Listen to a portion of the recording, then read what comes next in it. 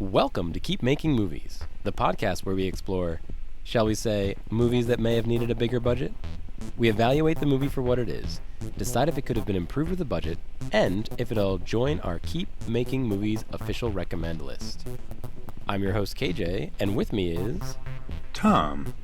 Today we are discussing Michael Costanza's The Collingswood Story. This is Michael Costanza's fourth feature-length film following There's No Place Like Homegirl, Flasher, and Beat the Bash. In The Collingswood Story, we follow Rebecca, who is staying in a historic home in Collingswood, New Jersey. She's going to school at Rutgers Camden, and her friend from home, Johnny, calls her incessantly on the computer where they can do video chat in 2002. As a birthday present, Johnny shares some phone numbers that you kind of call with your computer, it's a little confusing, of other people who leave their webcams on all day and suggests that Rebecca should pay for her own seance reading. Happy birthday, Rebecca. Go buy this seance reading. The seance leader scares Here's Rebecca. a bill. Happy birthday, here's a bill. Here you go. It was a little weird that Johnny didn't offer to pay, but so the seance leader scares Rebecca pretty good. And then Johnny kind of calls the seance. I think her name's Vera, calls Vera. And then Vera tells Johnny that there's a cult in Collingswood, probably in the house where Rebecca's staying. Everybody's getting creeped out.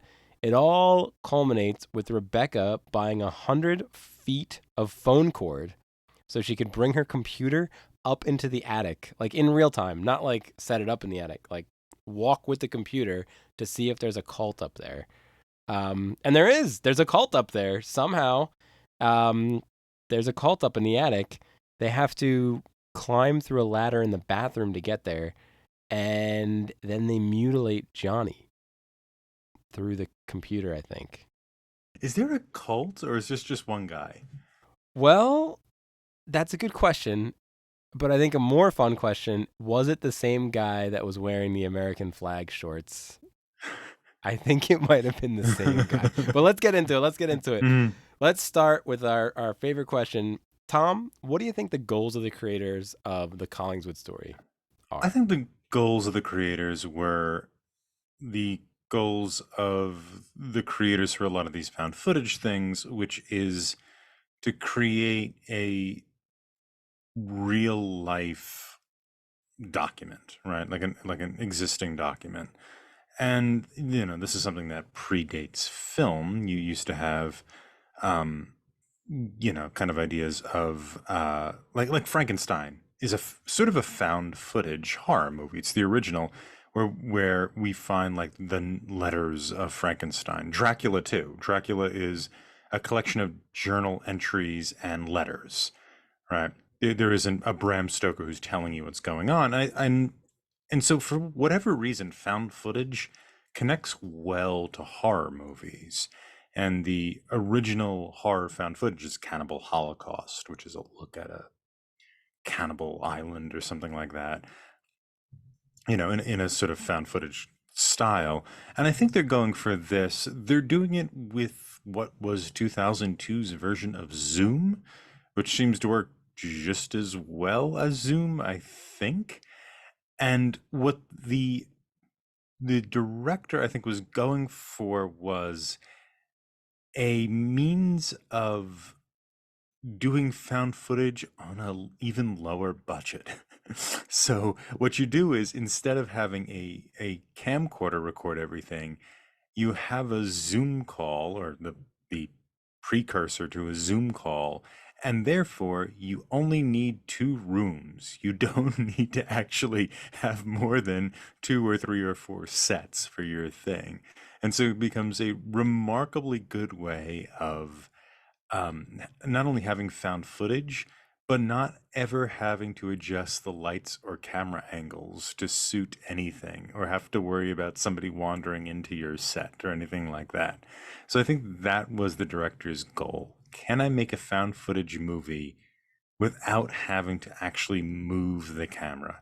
And to be fair, not having jumpy camera lens stuff is kind of nice. Having a still camera and not have to pretend that this is real because the camera's jumping around and giving me a headache is kind of nice. It's also very static, and your mind might wander while that goes on. But that, I think, was the goals of the creators. What do you think? Yeah, it's funny. As I mentioned last week, I was watching this with my wife Rachel, and I asked her what she thought the goals were, and she said, "Yeah, to create the next Blair Witch project." While I was watching it, I haven't seen Blair Witch, but I didn't connect those dots. And now that you're saying it, I completely agree. This does feel like a found footage, even though that's not how it's presented. It's presented as if we're in the room with them. Yeah, we don't have the frame. They don't give us a frame. Right. It's not like, oh, we found these recorded I mean Skype I don't even think was around at the time. So we found these recorded internet video messages. In this case we're supposed to actually be watching the video chats in real time. Hmm. Right. But still I completely understand what you mean by a found footage film. So yeah, I agree. I had thought maybe it was just to tell a creepy story with the new webcam technology, and they were just trying to think, well, what kind of story could exist in webcam land only? Which was to say it was brand new is not doing it justice. The thought of having something similar to a Zoom meeting in 2002, it was borderline futuristic. You could buy webcams, and I think Yahoo Messenger, I looked it up at the time, could do it, but I really it wasn't. I don't think it was a common thing. I think you would have had to really go out of your way to be able to have a video conversation with somebody.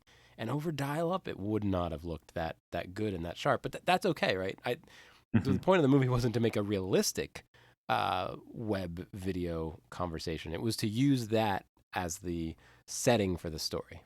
Yeah, and it's a really good point you make about it not being found footage because there's more than just the absence of a frame, and we should probably give some context there. The frame would be like in Blair Witch Project, they mentioned these three teenagers or young adults had gone missing, and all we had were these camcorder recordings. And so there's some editor who's coming in and saying, "Oh, this we actually found." Right. It's the same case with Frankenstein. It's the same case with, I actually don't remember if Dracula does it, but regardless, in this, they don't have that. And they also do have some artistic editing in there. You have this kind of in the beginning, an overlap of these different photographs, these different black and white kind of creepy photographs that would not be explained except by the hand of a director. Right. And so, in certain ways, it is not, I guess, what you call pure found footage, if you want to say there's a pure version of the genre, and something like Cannibal Holocaust or the Blair Witch Project are exemplars of the pure version of the genre. Um, and so I think it's a really good point. It isn't necessarily doing that because how would this be communicated to us? Do they record these things? Right. Yeah. And that even at the time would be even more astounding for a computer in 2002. Yeah. But they also never leave the frame.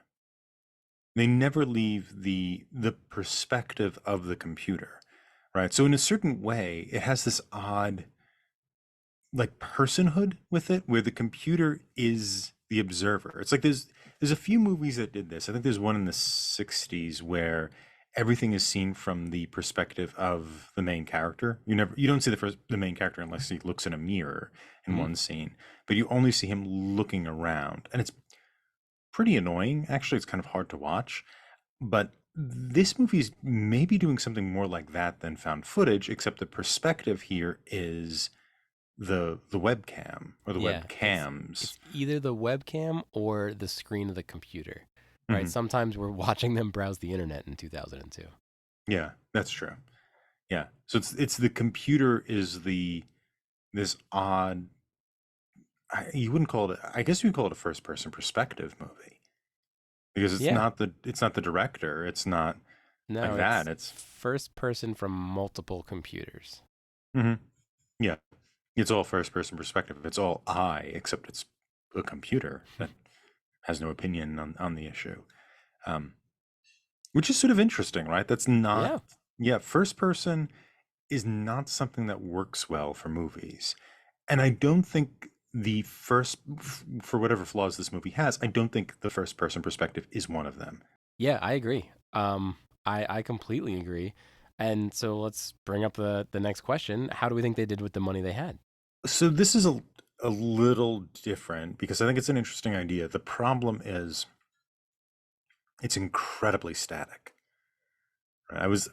It's incredibly static. One of the things I was listening to a podcast on music composition, and the podcast host was saying he's a composer and he coaches people in composition. He says one major problem young composers have is there isn't enough peaks and valleys. With music, it's just sort of the same. They have an idea, but they don't know how to create narrative progression within their music. Um, and that's sort of what's happening here. There's a narrative idea, some haunted house. Basically, that's the narrative idea. Haunted house. Yep. Hmm. We're going to see that from the perspective of the computer, but there isn't a lot of peaks and valleys. Very little happens. The dramatic tension is supposed to come from the psychic character that they dial into occasionally, who is warning them about a cult in a 19th century serial killer or something or something or something. It's standard boogeyman fare. But what's actually happening in any given scene is basically a young, attractive girl and a young, attractive boy are talking to one another. And I was far more interested in what their dating status was than I was in any supernatural thing. I found that more kind of compelling and also a little confusing. I couldn't tell if they were a couple or just friends and they want to Yeah. be a couple. That I mean, but that I think is the problem with the money. I mean that idea is fine, but you got to do something with it. You got to make something happen, right? And they don't do that at all. Well, one of the things I actually liked a lot was every computer kind of had three different frames.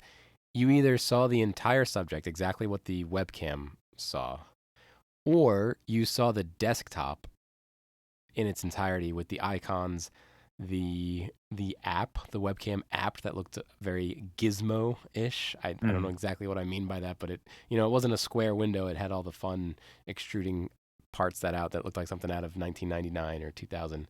mm. And then the subject would have been pretty small in that. Or there was one other like zoom level that was in between. So you mostly saw the gizmo or the widget. You didn't see the entire desktop. So maybe you couldn't see the icons. But he kind of cut between those three perspectives and then cut back and forth between the two people.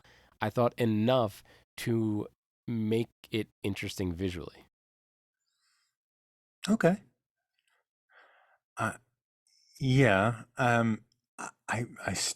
Guess I still found it static. I mean, I appreciate that they had the computer desktop and then you could read about the Collingswood massacres and their various Oh, well, so then forms. that's a fourth one, right? And then the Okay. fourth one was the full page web browser Mhm. that he was going through. But I mean, when they were chatting, sometimes you just saw them, but Mhm. sometimes you saw the desktop of the computer, and I thought that gave you enough visual interest um, Enough to variety. yeah to not have your eyes get bored, so to say. Okay. I also really liked everybody's desktop. Like you could tell they took quite a bit of interest in what icon set they would have chosen at the time for their my briefcase and my computer. The psychic had a set. The broy friend had a set. Rebecca and Johnny all had their own specialized desktop icons. So I appreciated that. I thought that was fun. Yeah. Yeah. I think that's fine. I didn't find it enough to be visually engaging, I suppose, that bit of variation. And I would say I still think they need to do more. I hate jump cuts or jump scares and that type of thing, but there's nothing that happens, right? You have all of this, you're presented with the possibility of all this negative space, which could potentially call out to you as an audience member to look for it, to see something come in, right? It's a really good way of creating tension. what you see in those frames doesn't actually allow for a lot of negative space, Right. right? It's pretty claustrophobic. It's pretty closed in, right? Imagine if she moved the camera until she's in the attic. She's in a small space all the time. A Mm-hmm. small, Mm-hmm. cozy, comfortable space. I don't know where the hell he's in. He's in a His bedroom. bedroom, I Yep. guess, or something like Mm-hmm. that. Um, which is also small. There's no sense of composition in those spaces. And you could do that. I mean, imagine having at one point she moves, oh, look at this room. Look at this. Look at this. What was it? The dining room? She's like, look how cool this is. And you turn to the side and it's just a Dining pretty room. normal dining room. You're like, what is cool about this? But that type of thing, creating a little bit more of visual composition within the video recording would have been interesting. And I think you could have found more interesting rooms or use that kind of negative space to imply a threat. Mm, right. Because you keep looking, I kept looking at it at first thinking, oh, something's coming behind them, Mm, right? They can't see behind themselves. right. Um, And then they could so that scream at each other, "Look behind you!" Behind, like, Yeah, and it doesn't have to be a jump cut, or it doesn't even have to be that corny, or it can be that corny. I mean, there's a reason why people do that. It's effective, but it's not done at all. Nor do you think it's going to be done. I mean, about 15 minutes in, you are not looking at the negative space anymore. You're not right. assuming it's going to happen. The other interesting thing in 2002, laptops weren't very common, right? They were available, but they were like twice as much as a desktop. So presumably she has a laptop, right? Mm-hmm. Presumably she has a laptop and she's attached a webcam to it. Because in 2002, webcams weren't built in the laptop. Like that wasn't a thing. So I also wonder if they did more of her walking around the house, the audience at the time might have rejected it. Like, how is she doing that? Like, why would you walk around with this expensive computer? Right now we have our phones, so we're very used to FaceTiming and walking around and being on a walk maybe and on a, but at the time, I wonder if they wouldn't have thought of it. Which brings up another point. So as you pointed out, the only tension in the movie is from the psychic. But I think they were trying to do other tension things in a webcam environment, right? The friend telling that guy, "Oh, she's probably with somebody else," um, right? That Uh, was more confusing than anything, but yeah, yeah, go ahead. it's Yeah. true. It's true, right? I don't think it worked, but I think that's other tension, right? That Mhm. could have been a plot point that they pull, Work on it. They don't yeah, do worked anything with on, it. right? It does, and it also doesn't make any sense. Are they dating? Or does he just have a crush on her? Like it was a Like, little, it's really confusing as yeah. to, like, and she also, something happened with her father or her stepfather that suggested. Oh And she yeah, left Bedford, I think Bedford, right, Pennsylvania, or whatever, because of something with the stepfather. right, But that's never picked up or worked yeah, on. And I don't need someone to ride in on their with their white stallion and explain the thing that happened to me.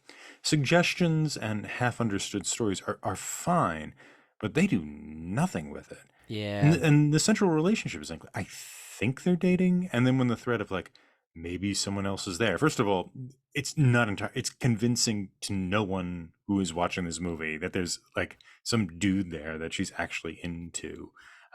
So it's not convincing at all. It's weird that our hero would be convinced by the douchey guy that that's true, and then they don't right, do anything with it. It's one beat where he's like, yep, "Oh, is somebody there?" And she's like, "What are you talking about?" And they just drop it. It's not even a done, fight. yep, Yeah.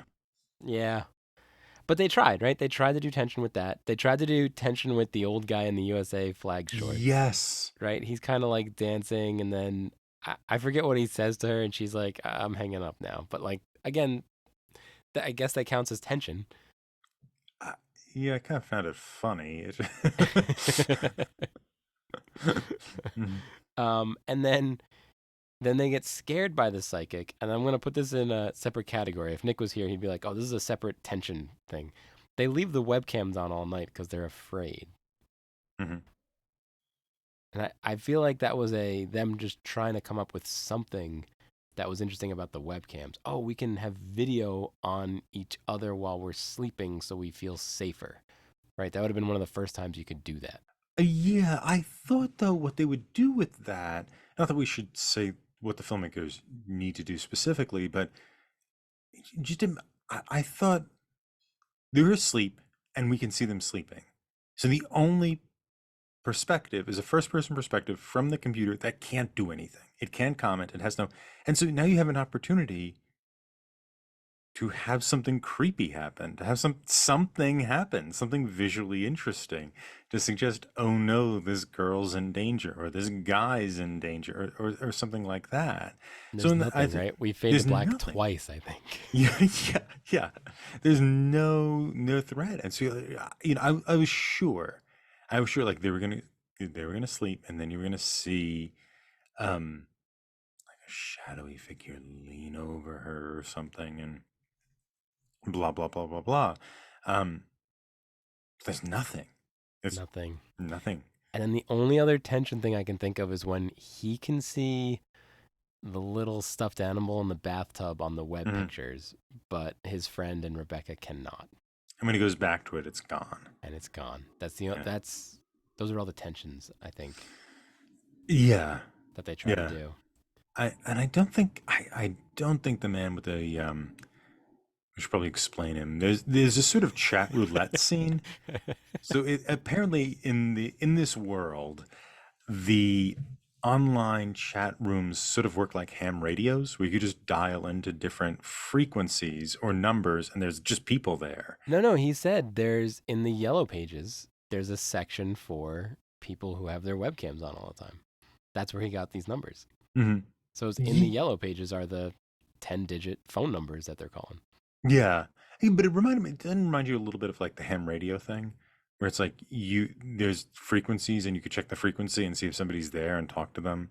Yeah, I guess so. And I mean, that seems to be what it is. It's just like you could just dial in and anybody will be there. And there's one guy who is a older man who's in American flag shorts and no shirt, and he's pretty disheveled. And it when you first see him running around without a shirt, slapping his stomach and talking to this young woman, you think he's going to do something inappropriate, but he's just sort of silly, and that's it. Like the entire tension for me was, oh God, I hope he doesn't say something gross to this poor girl. I wasn't worried about him being like the devil or something. I was just, oh, don't be creepy, and fortunately, he's not that creepy. Yeah, no, she hangs up before anything. Before anything could happen, yeah. Well, do we think a budget could have helped this movie? Yeah, I think so. And I think it's that you could have had more interesting spaces. Hmm. Because while I appreciate their kind of low budget idea of we're going to have only 4 shots until the last scene, which is an extended move around, I think having a larger budget would have allowed for a few things. It would allow for a more interesting house where the composition could be something. Like they could do something with the composition. And there's also one thing we forgot to mention is the video email. She sends him several video emails when she goes out Yes, and just yes. videotapes things and then sends them back. And again, you think something is going to come of this, and literally nothing comes of it. They find the haunted lane. She films the house. Nothing happens. It's just a house without its lights on. Yep. But it was really fun as somebody who spent quite a bit of time in Collingswood to be like, oh, do I recognize any of these things? Oh, I wonder if that's, So if so and so's if you're house. one of the 8,000 people who lives in Collingswood, New Jersey, You're going to love this those scenes. you're gonna love those seats. Yeah, but I think a budget in that instance, yes, that would happen. Hmm. Would have helped because you could have done something where, because clearly here she's, however realistic it is technologically, she's mobile. She can move her camera to the house, to the evil house where the initial cult organized or whatnot. She could have found the well. Something could have happened, right? And I think a little more budget, you wouldn't have lost the, it's not, I guess technically not found footage, but found footage light. You wouldn't have lost that, and you'd still have now something happen. Like you could go to the new house, you could have her look around, You could never find the well where the girls are in. You could have introduced that French cult guy from the 19th century who jumps out at the end, shown him in a window. Like you could have done something else. And it seems like with their budget, it was so low that all they could do is film things from a moving car and just drive around Collingswood at midnight or something when nobody would be out and just film things to create some kind of visual difference. But nothing comes of it. No, I agree. I think if there was more budget, the other thing you would have, I think you could have replaced was instead of looking at web pages describing what happened, you could have shot what actually have happened. Hmm. You could have shown the cults and why they're so creepy and why we should be afraid of them. You could have actual scenes of cult people doing cult things instead of a web page showing you news articles about the cult. Yeah, yeah. I mean, at that point, you have to drop the conceit, though, the webcam conceit. Unless you do it before the credits or, you do it outside of the right, you start the movie maybe with the cult doing cult things and then Hmm. cut to the credits and then from now on we're in the webcams. Or at Yeah. least the audience would know what it was. And then if you looked it up on the web pages, that's fine. You wouldn't have to show the web pages. Now you know that the characters know what you know that you saw before the Hmm. opening credits. Yeah. I mean, having characters discover something via search engine is not very interesting. I don't know. I don't know if I would like to see a lot of footage outside of the frame that they present. Okay, okay. I think Mm-hmm. at that point we are violating the director's vision with more budget.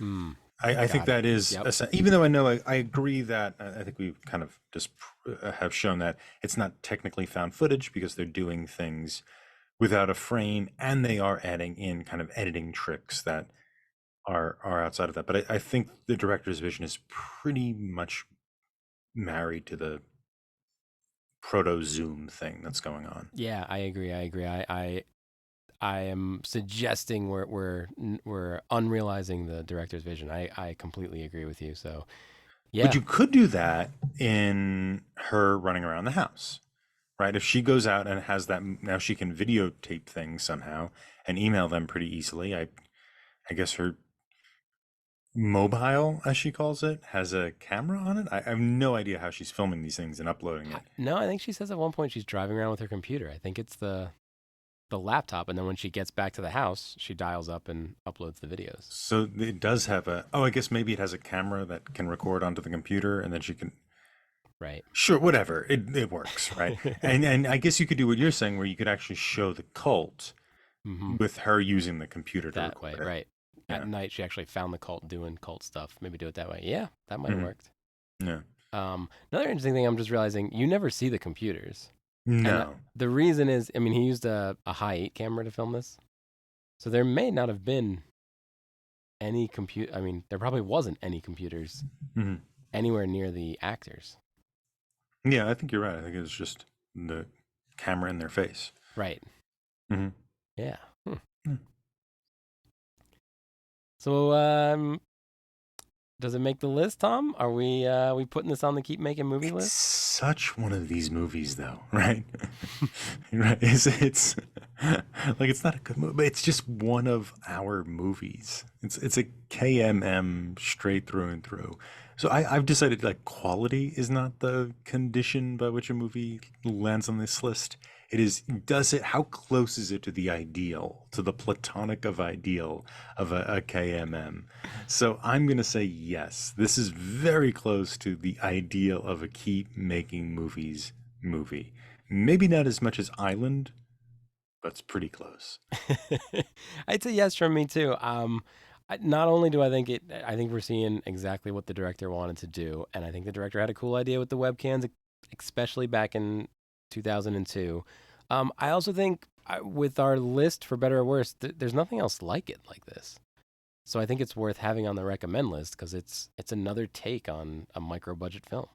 It's another way of saving money, right? I think that that's what's interesting about these movies. What's interesting and what's frustrating about these movies is that what's interesting about them is how people are working with limitations, right? That's really cool. What's frustrating about these movies is everything is realism. like no one is gonna go surrealistic or expressionistic or we had the movie with the floating level. What was that called again? The Spanish movie? The platform. The Platform, right? Ah, That at least was that's coming out later, audience. that's coming out. Okay, that hasn't come out yet, but it's one of our movies, and that movie at least is allegorical, right? It's not realistic. It's working in an allegory kind of frame. But a lot of these are really interesting in terms of dealing with incredibly low budgets and making that a thing to celebrate. They're frustrating in the sense that everything's realism. They're trying to emulate reality in some way, even a reality that's intersecting the supernatural. And so I would say, yes, this is a KMM. Nice. I want to take a moment to compare it to Beyond the Infinite 2 Minutes, which is the other movie on our list that heavily featured webcams, Mm-hmm. right? And that one you do get the perspective of the webcam sometimes, not that often.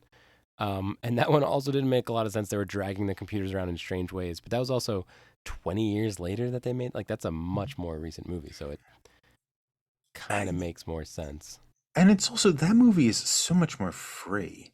Mm, Like, it's yeah. funny. The ending is weird. The ending is like comes out of left field, and it's kind of gawky. It's also the amount of choreography that has to go into making that movie Right. work is impressive. So what you're watching is a very complex dance routine. Whereas the Collingswood story is almost the opposite of that. Yeah, there's no dancing. no, there's Um, nothing that had to be thought through. but it's, again, webcams were super early, so it was kind Mhm. of cool that they were able to hold our attention for 90 minutes with a very new thing. Mhm. Well, it's official. The Collingswood story has made the list, so please, Michael Costanza, keep making movies. Audience, what's your favorite movie by Michael Costanza? Let us know on social media at Talking Studios. You can rate and review this show anywhere fine podcasts are available. For those viewing in YouTube land, if you haven't already, please like this video, subscribe to the Talking Studios channel for all our exciting content, and follow us on social media at Talking Studios. Check out other shows by Talking Studios, including Talking Pictures Trivia, where we explore movies through trivia, Limited Lexicon, where we play through text-based adventure games, Get the Point, where we slowly reveal a movie poster and try to guess which movie poster it is, and Adapt It, where we explore adaptations in various forms. Got a question for us? Call the Talking Studios hotline at 201-467-8679 and leave a message. It may be featured on a future episode. And if you haven't already, please subscribe to Keep Making Movies wherever fine podcasts are found. Join us next week when we discuss Infinitum, Subject Unknown, from 2021. Stay tuned for our first impressions of Infinitum. Next week, we'll be discussing Infinitum, Subject Unknown. Tom, how was your watch? I watched this at work. I'm currently moving, so I don't have Don't any admit furniture. that. Oh, it was after hours. I don't. My job ends in 2 weeks, so it's fine. So I watched it at work, and my first impression with this movie is it's sort of lack. There's not a lot of tension to it. There's not a lot of drive to the movie, and so you find yourself not entirely engaged with the mystery. There's this kind of grand mystery going on that has a sort of standard science fiction mystery where it's more than who done it or where is the MacGuffin, but it is the world is altered in some fundamentally impossible way, and thanks to the rules of science fiction, it can be explained via things that are kind of pseudo magical but have a scientific explanation. that's the potential fun of the movie, but the movie's very slack. It doesn't, you don't feel that tension throughout the movie. And so you sort of, you sort of wander from the movie. Your attention wanders from it because it isn't a very tense film. It doesn't attract the eye. How about you, KJ? How was your first watch? So the first time I saw this was back in August 22. We are currently recording in 24. Um, and I picked it for Keep Making Movies, and I think I got it confused with a Black Mirror episode from season 2 of Black Mirror called White Bear. um, Right. where something kind of similar happens. So I was on this rewatch. I was a little confused why that wasn't happening. But no, audience, I enjoyed the movie. I was along for the ride.